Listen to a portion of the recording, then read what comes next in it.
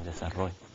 Necesitamos entonces como sociedad empezar a empujar un debate mucho más informado dentro de la sociedad, pero también dentro de quienes en lo político toman decisiones. Aquí hay que acotar algo de lo que hablaba Jonathan, porque el presupuesto 2013 da por sentado que la economía del país está estancada, porque deja en los mismos niveles de recaudación el impuesto sobre el valor agregado y los derechos arancelarios, y descansa en la recaudación del impuesto sobre la renta en asalariados de relación de dependencia y el impuesto de la primera matrícula para los vehículos. Eso lo que quiere decir es que prácticamente la clase media es nuevamente el soporte y en términos paralelos a la aprobación del presupuesto, uno puede entonces entender por qué el ministro de Economía, por ejemplo, habla de que se va a incrementar el sector informal el año entrante. Otros factores que miramos dentro del panorama político per se en relación al presupuesto es que el pleito entre los actores del sector público financiero, el pleito entre el ministro de Finanzas, el intendente de la SAT, van a afectar la aplicación correcta de las herramientas de la política fiscal del país. Y es preocupante porque volvemos a caer a lo que decía Jonathan, ¿verdad?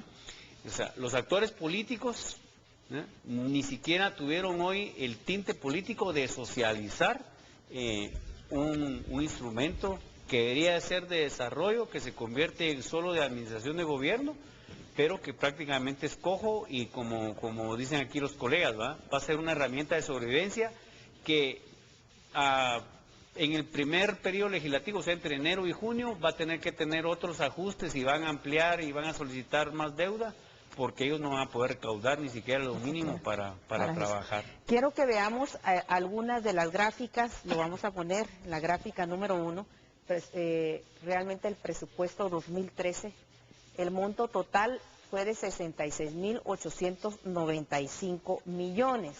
A esto, licenciado, tendríamos que agregar los 10 millones Son que se vienen millones más de deuda, que es la deuda flotante que explica aquí el compañero Dicefi, ¿verdad? O sea que son más o menos 75 mil millones, realmente. Y de eso tenemos un 40%. El problema es que cuando uno mira el presupuesto y mira los componentes con que se imprime moneda en el país, ¿verdad? Que es el avance del presupuesto, la inflación, el diferencial del tipo de cambio, deuda pública interna y externa y los propios compromisos del Banco de Guatemala, el presupuesto del 2013 presiona sobre 3 de los 5 componentes para imprimir dinero sin respaldo en este país.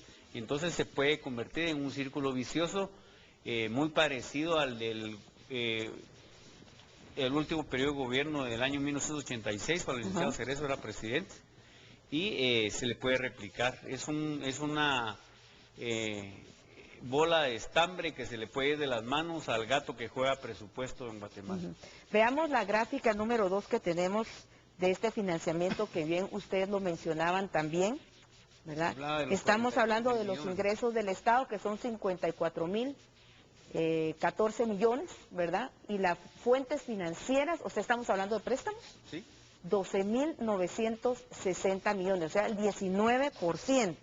Pero el total de la deuda de ese presupuesto es de 40%. Es de 40%. Ya con la deuda, digamos, la que ya venía trayendo. Aunque habría que advertir que deberíamos de empezar a pensar que esa deuda flotante no debe ser pagada, ¿verdad? No dar por hecho que es parte del endeudamiento, sino más bien que sí necesitamos hacer entender a los políticos que tanto el artículo 16 de la Ley Orgánica del Presupuesto como la propia Ley de Compras y Contrataciones del Estado es muy clara en decir que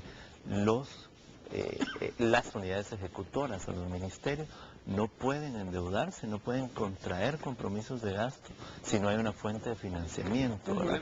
Aun cuando estén las carreteras hechas, las escuelas, eso no es una cuestión legal y ni siquiera debería estar en discusión.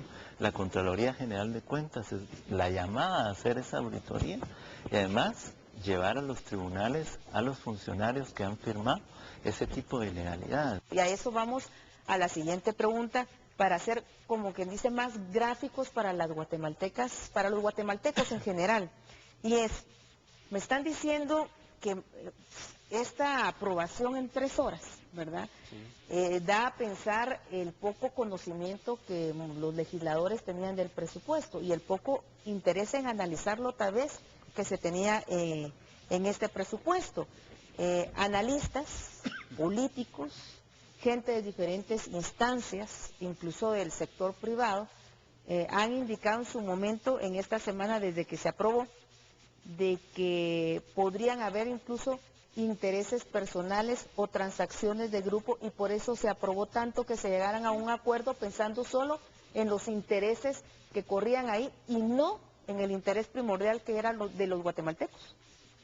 Yo creo que se ha estado escuchando, se está relacionando este tema con las ONG, ¿verdad? Se ha dado todo esto. Yo creo que en las ONG, pues eso es una tendencia a nivel mundial, el de hacer transferencias para que las ONG pues hagan obras que van a hacerlas de manera más eficiente que el Estado. Sin embargo, hay que recalcar que estas transferencias de dinero del Estado tienen que ir acompañadas de fiscalización, ¿verdad? Eso creo que es lo que nos está faltando y si se está dando todo este tema de ONGs es porque nos está haciendo falta la parte legal para ir y fiscalizar esos fondos públicos, ¿verdad? Hay una tendencia para que a nivel mundial de que estos ingresos pues se vayan a ONGs, pero debe de haber también un acompañamiento para verificar cómo se están utilizando estos fondos, ¿verdad? O sea, volvemos a caer en lo mismo.